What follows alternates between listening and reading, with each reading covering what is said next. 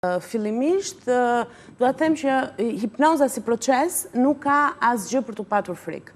Pra ti je në një gjendje dremitje të themi në momentin kur ti je duke zhvilluar hipnozën.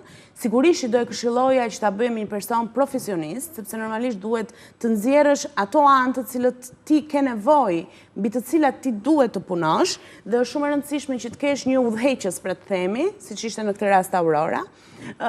Është një proces i cili të identifikon disa element shumë të rëndësishëm të vetes tënde. Siç po thoya më parë, një ndër pyetjet që unë kisha ishte cili është ky mision madhor për cilën jam këtu, si një person që përpiqem të bëj shumë gjëra njëkohësisht, përpiqem të jem e angazhuar gjatë gjithë kohës.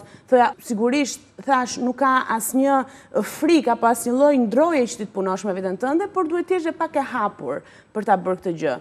E hapur nuk kupton, është ajo që të thash që në fillim kur ne po flisnim pak, e kisha shumë të rëndësishme të dilja në një libër me emër me mbiemër. E kam menduar gjatë dhe të thoja që okay, mund të dal pra si një anonim, por sa do të ndihmonte ty apo dikë tjetër kjo gjë. Dhe kur je në këtë gjendje e dremitjes, aty është momenti pastaj që ti je më i lirë se kurrë, po, sepse ti fillon flet, tregon dhe udhëzohesh nga këto pyetje, por jo për përgjigjet që ti duhet marrësh. Pra, në këto 10 vite Aura s'më ka dhënë kurrë një përgjigje, dhe sot ta pyes, dhe them, okay, pse e kam bërë këtë gjë ose atë gjë, pse ka ndodhur kjo situatë, nuk marr asnjëherë një përgjigje. Do të thënë, mos mendoni që është aq e thjeshtë kesh motrën hipnoterapiste, se nuk ka Aurora, pse nuk ja jep këtë përgjigje Lorenës? Që ta gjej përgjigjen vetë?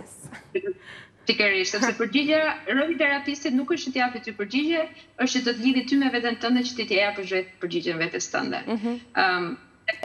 Librin në cilën unë kam shprehur 13 hipnoza ka qenë 13 ato të cilat transformime që lidheshin me një tematik, me një ndjesi apo një situatë që kishte të bënte me mua.